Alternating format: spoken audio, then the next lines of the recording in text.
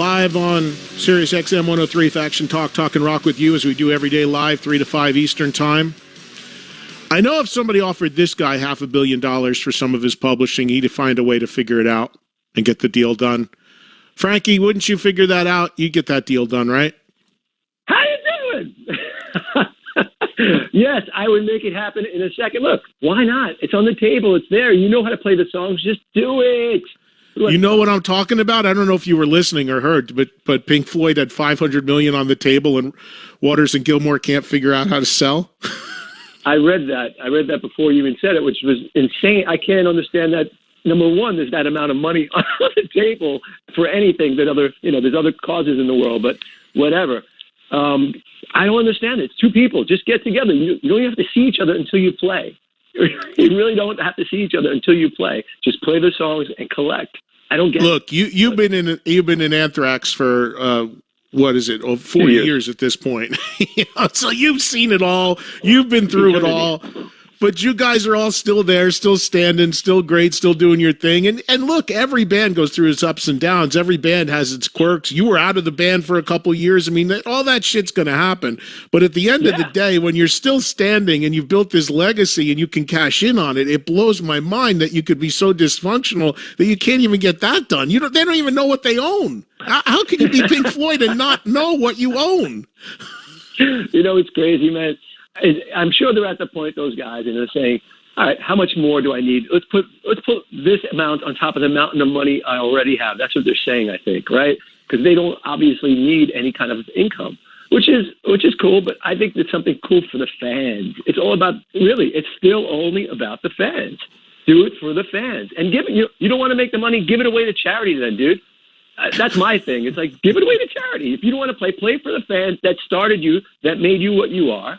And do it for the fans. And that's not a kiss up. That's just the truth. I'm a fan. Come on. It actually sounds like Gene Simmons, though.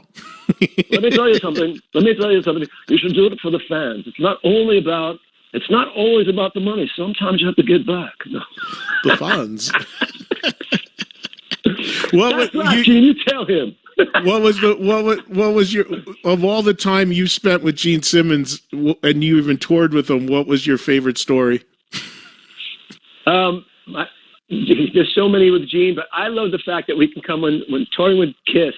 We can come in early for our sound check before lunch and stuff, and see Gene with our crew grabbing one of our guitars, playing it, and playing Beatles songs, and he would tell us where he got his songs from. Oh, this song is from this song. Remember this song? It goes like this. Well, I got this song from that song, and it was like a total schooling of where Kiss, their foundation, came from, where his songs, where he grew up with the Beatles, obviously, and he would just tell us, well, this, Frank, you have to understand, I was a very big Paul McCartney fan, and I got this little bass line, and it was just a schooling. He was teaching how it was done, and I loved every second of it. Gene is the man, period. Yeah, I just heard that he's going to go out, and they announced he's going to go back doing some solo shows with the solo band. And I know the guys who are in his band that do that with him when he does it, and they've told me some great stuff about it. And they said that he's totally open to playing anything, and it's a lot of fun, and it's a lot more loose and all of that. And if he does that again, I'm absolutely going to show, because I know Gene has no issue with me.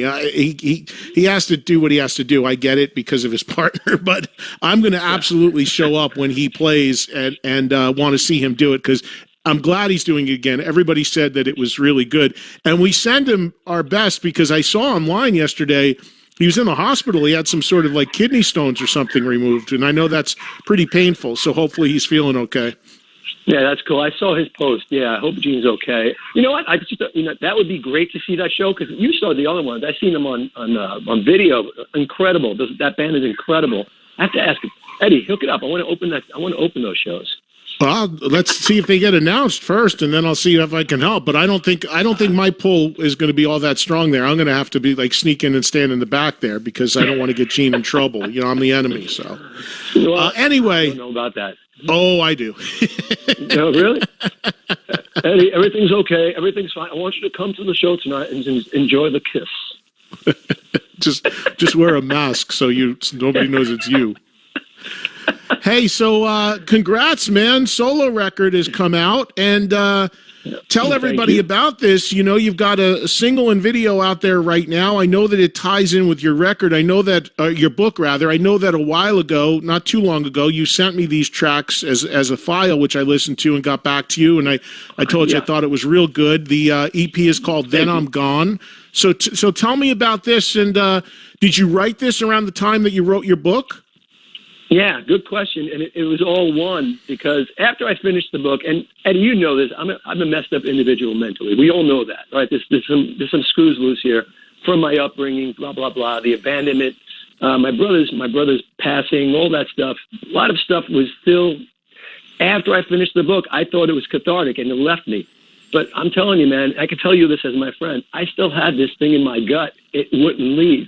It wouldn't go, man. I went back to therapy and all that stuff. So what I do when I'm in a bad way, and I've always done this, I pick up a guitar and start writing. I did that, and these songs came out. And, you know, again, I don't know what scars. I thought when you go to therapy, it compartmentalizes everything, right? And you think you put it away forever. But when I wrote the book, man, this stuff was right in my face again.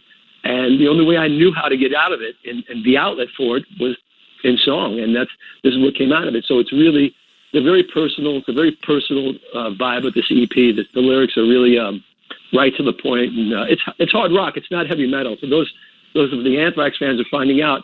The great thing about it is it's getting great reaction from what I'm seeing. A lot of great messages and emails to the video, the song, and Octane. I mean, you guys, Sirius has given me love on the radio. Thank you guys so much for that.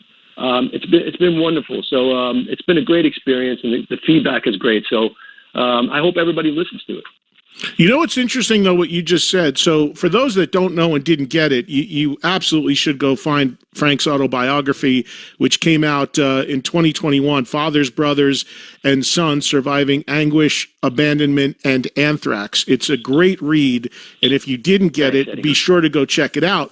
But, you know, Frank, what's interesting is you talk about writing a book and laying all this stuff out in there like you did, the murder of your brother, your abandonment by your father, all this stuff which you were just very candid and revealing about. For a lot of people, they would say, oh, it was cathartic, I've got it out there, I'm good. But that didn't happen for you then in writing the book. And me putting my 2 cents together here, it would sound like, and correct me if I'm wrong, you wrote a book, and it's the first and only book you've written, the book that's come out.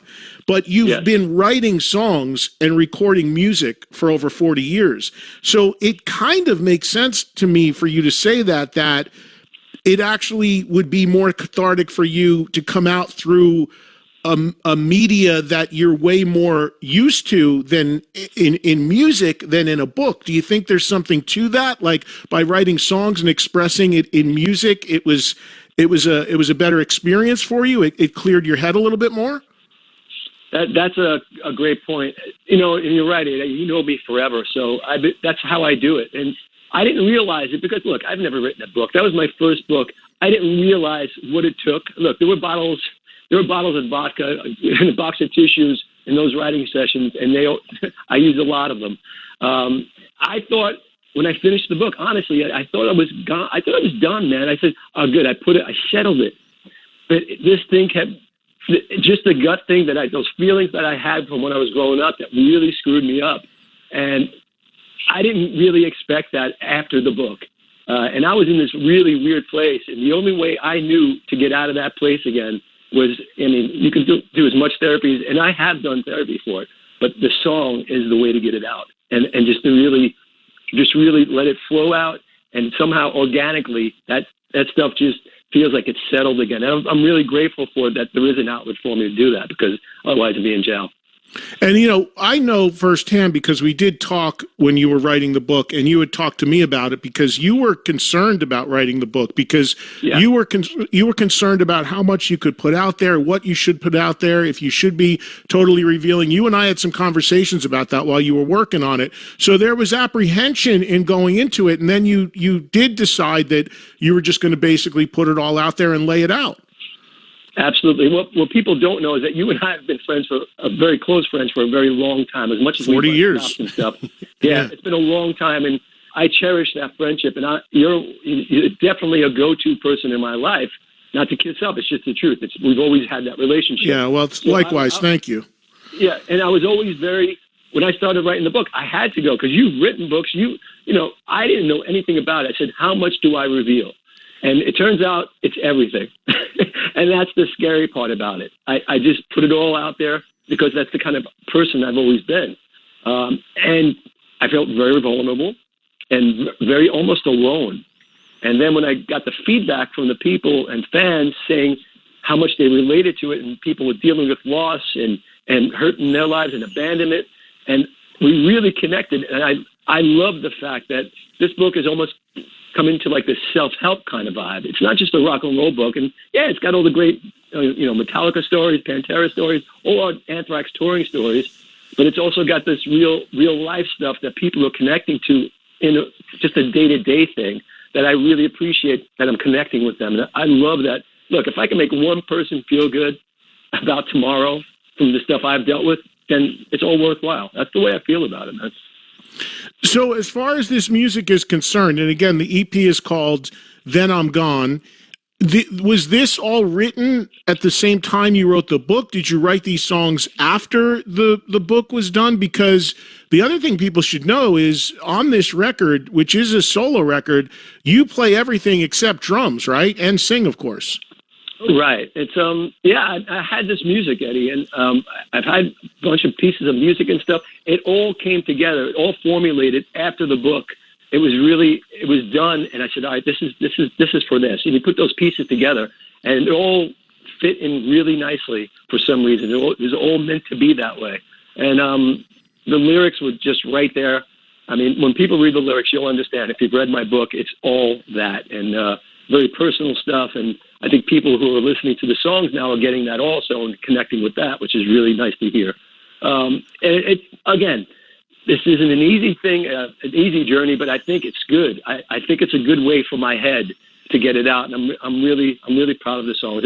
And now just doing that whole thing where I have this solo EP to see that word solo. These are just my songs. Nobody's going solo from Anthrax. This is just an extension of it. People are saying, this is a cool thing that you're doing, and I really appreciate that because it's just me, man. Are any of these songs, now for those that don't know, this is not the first time you've done music outside of Anthrax. You had a band with David Ellefson, A&A, which I always get Altitudes and Attitude. I always get them confused. You know that. You got it, Altitude. You did it right. Is it Altitude? Hey, all right, Altitude first. Altitudes and Attitude. He picked that name, so you have to blame him for that. Yeah, I will blame him. That's it. Cool. Yeah, go for it. So A&A, you had that with Ellefson. Are any of these songs that were knocking around then that you didn't feel fit for that, or was this all newly written stuff? This is all newly written stuff, but this absolutely would have been on the next, if there was a next A&A record, this would have been on that without a doubt. It just fits right in. So for the people that like that record, this is more like a continuation. It's maybe just a little heavier, heavy rock stuff. Are you going to continue that band with Ellefson? I don't know. We talk about it. I thought this was important to do now because it's very personal. It came straight from the book to this. I thought it was smart to do this now just because, Anthrax has downtime. I don't want to get in the way of that machine. And this stuff, it was the proper time to come out with this right after the book, and I was feeling all this emotional stuff, Right.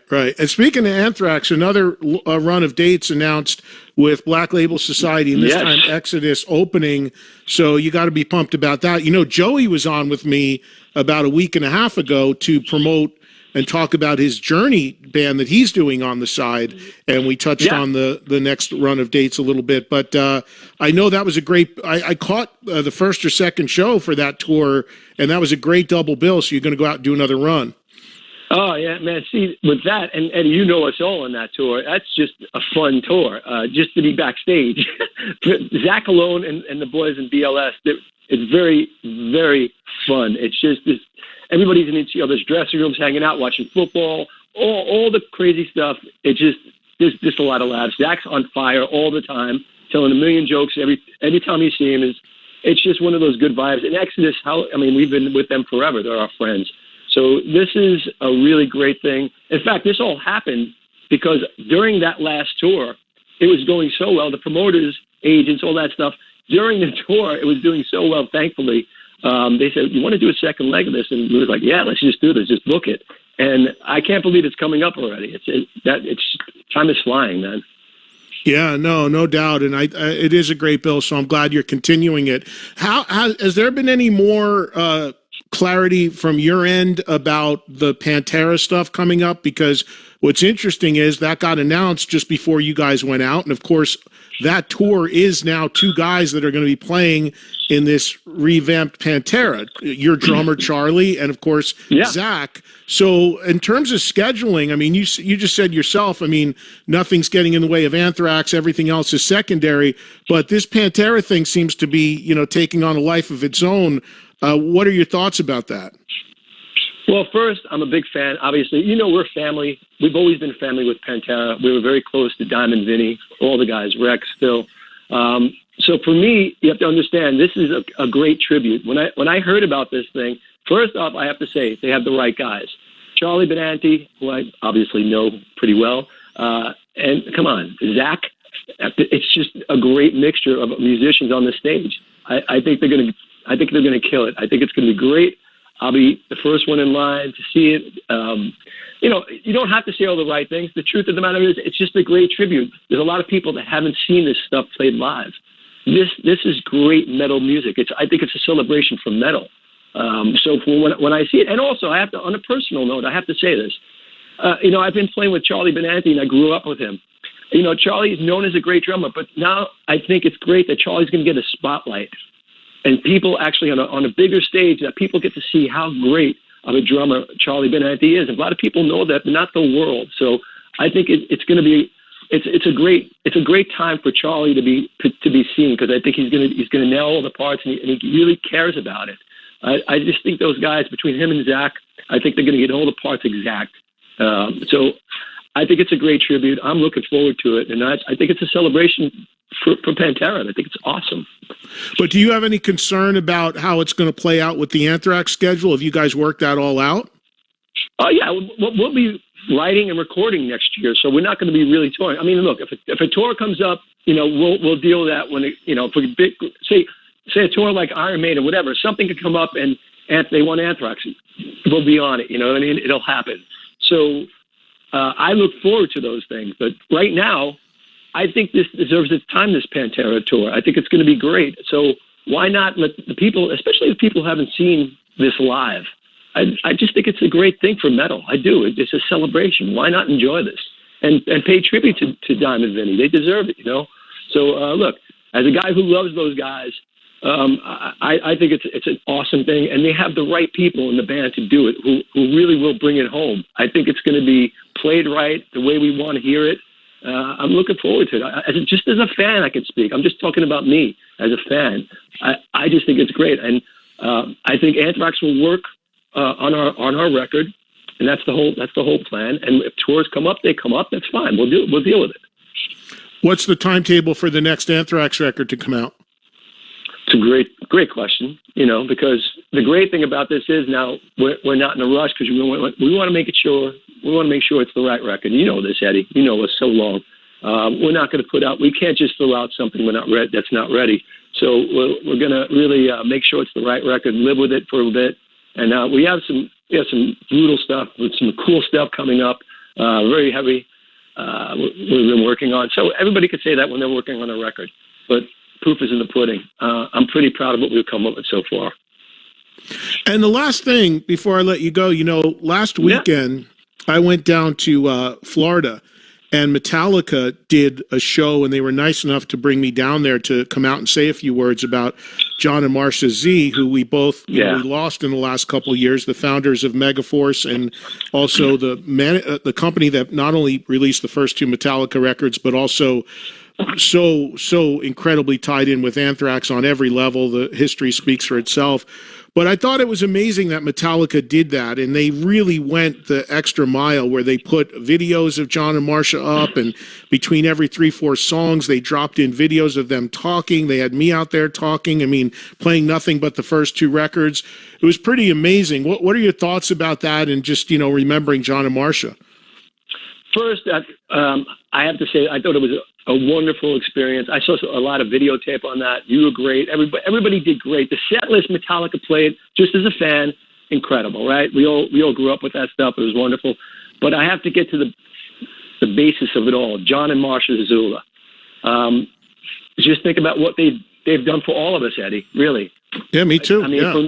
from you too, from the beginning, visionaries, really. Putting their house payments on tours. Remember all the money they put into this stuff, heart and soul into Metallica, Anthrax, Raven, and a slew of other bands. Just those 2 people. I mean, they were really like another father and mother to me, because when we were on the road, I was 17 years old. I remember me being really nervous, and Johnny and Marcia would always calm me down about being away from home. It was one of those things I'll never forget, because they always calmed me down. They would come out on the road, and I'd tell them, look, I'm 18, I'm 17, I think I was 18 at the time in Europe. I was like, oh my God, I'm not used to this stuff. It'll be fine, Frank, just play the shows. And it went so far with me. It really did. And I'll never forget what they did for me. They were a proponent for me in the band. Anthrax, they put everything into it.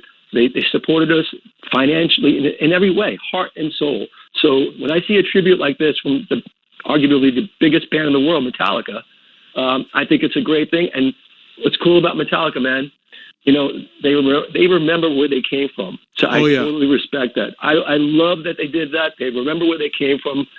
And it was just a really great feeling to see Marcia and Johnny up on that screen and being paid tribute to. I thought it was a wonderful thing. Oh yeah, I mean, and that's actually, Frank, what I said when I went out on stage. I mean, Lars just said to me, he goes, just talk for 10 minutes, don't script it. He goes, just talk about John and Marcia, because their concern was they know that 95% of the people that were in the building were there to hear Metallica. They don't really know the history or all that. They went above and beyond to make sure that everybody in there knew the reason for that show, and that it was to celebrate John and Marcia. That's why they had me come out and speak. That's why they had all that video footage of John and Marcia. That's why they put Raven on. That's why they came out and talked about it. So and I said that. That was the first thing I said on the stage. I said, this is a band that no matter how big they are, they never, ever forget where they came from. And I thought it was amazing that they did that. And I just thought of, how proud John and Marcia would be to have seen what happened there that night. And the funny thing is I got to watch Metallica rehearse some of that stuff they haven't played in a really long time the night before. And Kirk was coming over to me going, what the fuck was I playing when I was 20 years old? And Lars is getting off the drum kit and shaking out his arms and like, God damn it. I go, you guys aren't at L'Amour's anymore. It ain't 1983. You're trying to figure it out. It's so funny, man. It's like looking back at the scrapbook of your life, and all of a sudden your body's not there. It's like, oh my God, I got to keep up with this stuff.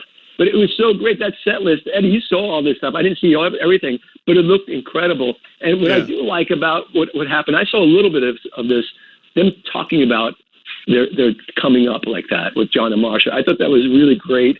And it's just, they reminisced. And just really now, I think people have an idea of how important John and Marcia Zazula were to who we are, to who we all are, which is great to see. Yeah, no doubt. Well, listen, man, good talking to you. Everybody check out Frank's solo EP. It's called Then I'm Gone. It's out now. If you didn't get the book about a year ago when it came out, get the book. It's an incredible read, and always good to talk to you, brother. And I will see you. We'll have to hang soon somewhere. We'll try to get together. All right. Best to the family. Sounds good, Eddie. Same here. And listen, enjoy the sun. It's 42 degrees here. I'm in Vegas and I'm headed to LA. It's a little warmer in LA, but in Vegas it's about 45, 50 right now. So it's not much warmer here. So all right, I'll stop bitching. Yeah. Thanks for having me, Eddie. All right. Talk to you, Frank. Bye-bye. Bye. There he goes, everybody. Frank Bello checking in. Always great to visit with him. Yeah, it's a misconception. People think that Vegas is warm all the time. It is not. It's been getting down to about 35 here at nights, and get up to 50 or so in the day right now. But it is a very, very big misconception that it's hot here year round. It is not. All right, thank you, Frank. And again, check out Frank's EP out there right now. Let's go to a break, and then when we come back, we'll pretty much go nonstop the entire rest of the hour until just before 5 Eastern with nothing but your calls in free-for-all mode on Trunk Nation next.